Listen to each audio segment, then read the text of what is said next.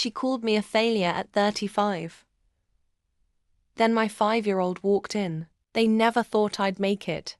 Not once, not ever. I was the difficult daughter, the emotional one, the one they whispered about across dinner tables and smiled at through clenched teeth. So the day I turned 18, I left. No drama, no tears, just gone. And though I kept in touch over the years, out of some ridiculous loyalty, deep down, I always knew they were waiting for me to fail. But what they didn't know, I'd already won. It was a summer barbecue, a family-only affair. The kind where passive aggression sizzles louder than the grill. I hadn't been home in 2 years. They barely noticed. Until my mother saw me. She raised her glass and smirked. Voice loud enough to hush the chatter. There she is. 35 and still single, no kids, no legacy. But hey, at least you're well rested, right? Laughter. Eyes on me. Heat rising in my throat. I smiled and said nothing, because I didn't have to. A few minutes later, a small voice called from behind her. Mom, can I have another juice box?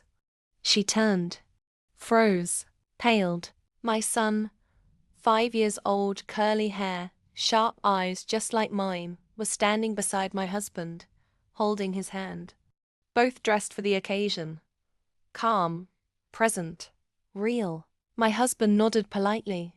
Hi, I'm James, I've heard. Something's about you. My mom blinked like she'd seen a ghost. My cousin's drink slipped from her hand. My dad sat down like the wind had been knocked out of him. I looked at her dead in the eye. You never asked about my life. You just filled in the blanks with your bitterness. You see, I hadn't hidden them out of spite. I'd built my life in silence. A thriving business in ecotech. A townhouse in Amsterdam. A family that was everything they never were. Kind, supportive, whole. I didn't need them to know. But now, I needed them to watch.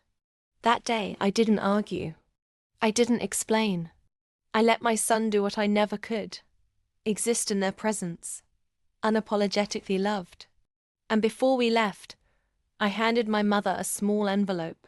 Inside, a printout of a Forbes article featuring me as one of Europe's top 30 innovators under 35, with my son on my hip and my wedding band shining under the sun. She looked up, trembling.